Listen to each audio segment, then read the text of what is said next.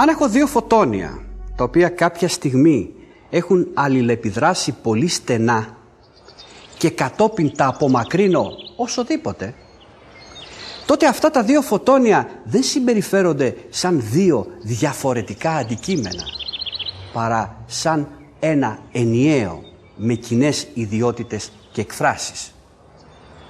Επειδή λοιπόν υπάρχει ένας τόσο στενός δεσμός μεταξύ αυτών των φωτονίων, χαριτολογώντας πολλές φορές τα λέμε ερωτευμένα φωτόνια, ενώ η επίσημη ονομασία τους είναι συσχετισμένα φωτόνια.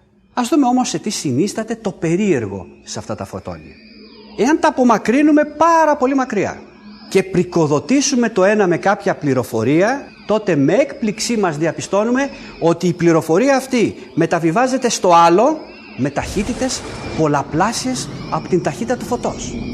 Αυτό δεν είναι ένα θεωρητικό κατασκεύασμα, αφού πριν λίγα χρόνια, πριν μια δεκαετία, στην Ελβετία, Ελβετοί συνάδελφοι μπόρεσαν να κάνουν αυτό το πείραμα και μέτρησαν ότι η διάδοση της πληροφορίας, η ταχύτητα της διάδοσης της πληροφορίας προσήγγιζε τα 450.000 χιλιόμετρα το δευτερόλεπτο. Μια ταχύτητα πολύ μεγαλύτερη από την ταχύτητα του φωτός. Τι συμβαίνει εδώ? Είναι δυνατόν η πληροφορία να διαδίδεται μέσα στον γνωστό χώρο και χρόνο και να κινείται με ταχύτητα μεγαλύτερη της ταχύτητας του φωτός? Αυτό το αποκλείει η θεωρία της σχετικότητας.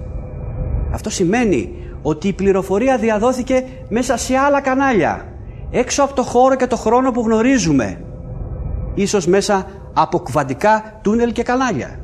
Εδώ όμως δημιουργείται και ένα φιλοσοφικό ερώτημα. Εάν θεωρήσουμε ότι είναι σωστή η θεωρία της μεγάλης έκρηξης, αυτό σημαίνει ότι το σύνολο των φωτονίων κάποτε ήταν στενά συσχετισμένο. Αυτό σημαίνει ότι έχουμε μια απειρία συσχετισμένων φωτονίων, τα οποία είναι διάσπαρτα παντού μέσα στο σύμπαν. Παντού μέσα στο σύμπαν, συγχρόνως μέσα στο μυαλό μας.